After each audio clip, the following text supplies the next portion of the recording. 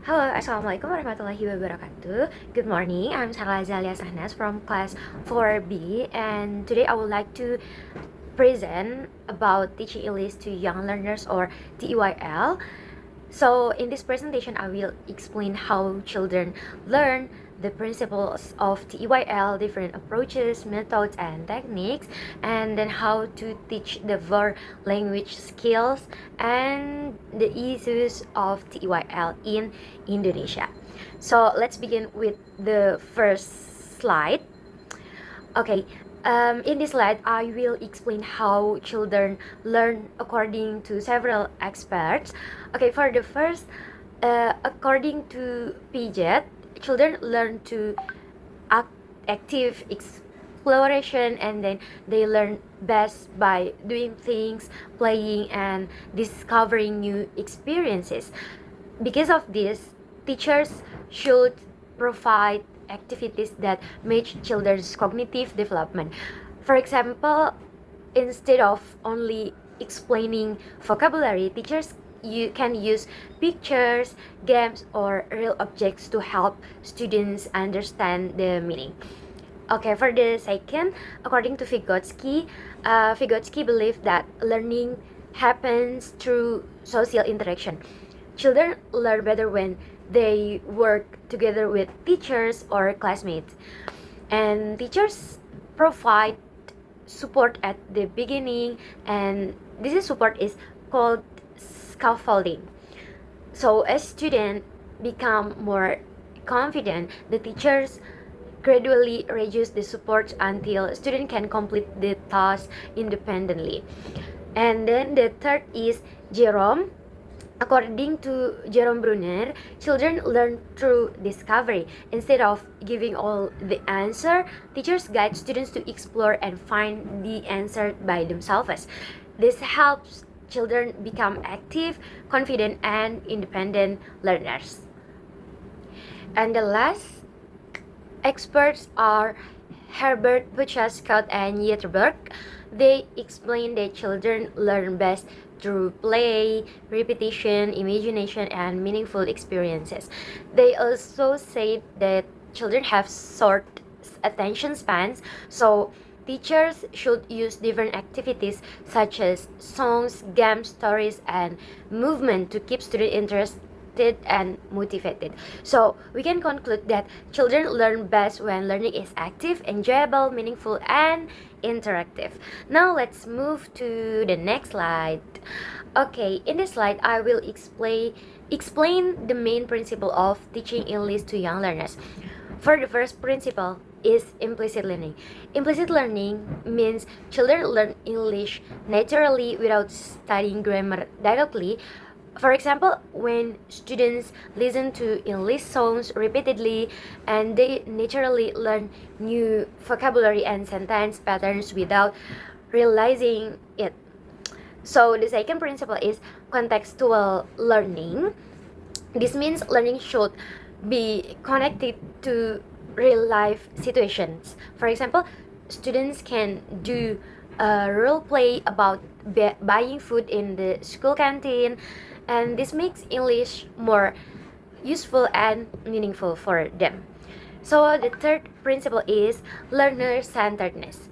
In this principle, students are the center of the learning process, like they work together, discuss ideas, and participate actively, while the teacher acts as a facilitator who guides and supports them. Okay, for the last principle is meaningful learning. Learning becomes more meaningful when it is related to students' daily lives. For example, students can write about their hobbies, family, or daily activities. Because these topics are familiar, so students can understand and remember them more easily. So the principles help make English learning more enjoyable and effective for young learners.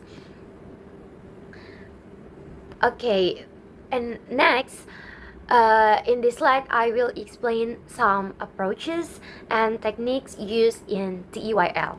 Okay, for the first is communicative language teaching, or CLT.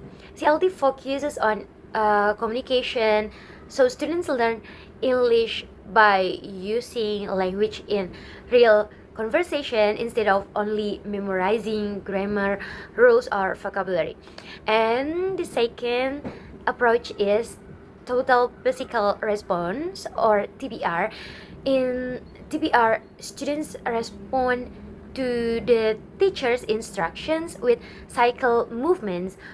For example, when the teacher says stand up, sit down, or open your book, students perform the actions. And this approach is very suitable for young learners because they enjoy moving while learning. And the next is task-based learning, or TBL. In this approach, students learn English by completing meaningful tasks such as making posters, solving simple problems, or doing small projects, and etc. And another approach is play-based learning. Young children enjoy learning through play or games, make learning more enjoyable and increase students' motivation. Beside these approaches, teachers also use different teaching techniques such as flashcard to introduce vocabulary, storytelling to improve listening skills, and then songs to practice pronunciation or speaking, and then games to increase participation, and then a role play to improve speaking skills, to improve their confidence, and then the picture description to develop speaking and writing. So these approaches and techniques help create a fun and effective learning environment for young learners.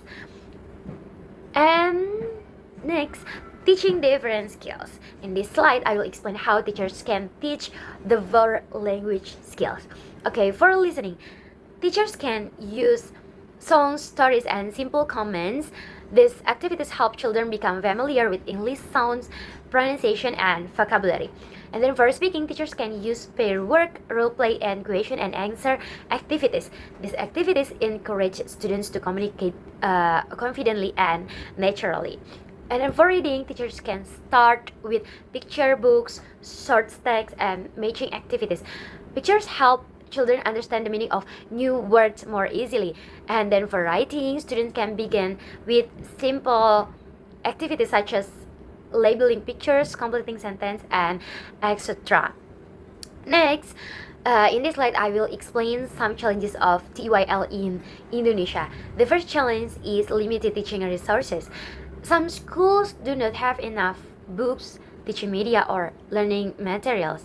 And the second challenge is large classes. When there are many students in one classroom, it is difficult for teachers to give individual attention every students. And the third challenge is limited instructional time. English lessons are usually short, so teachers need to manage their time effectively. So another challenge is different English proficiency. Students have different English abilities, so teachers need to prepare activities that can involve all learners. So the last challenge is teachers need continuous professional development. Teachers should continue learning new strategies and improving their teaching skills. So to conclude this material, teaching English to young learners should be fun, meaningful, and interactive. By understanding how children learn and using suitable principle approaches, methods, and techniques, teachers can create an enjoyable learning environment and help children develop their English skills effectively. Thank you very much for your attention. Thank you. Wassalamualaikum warahmatullahi wabarakatuh.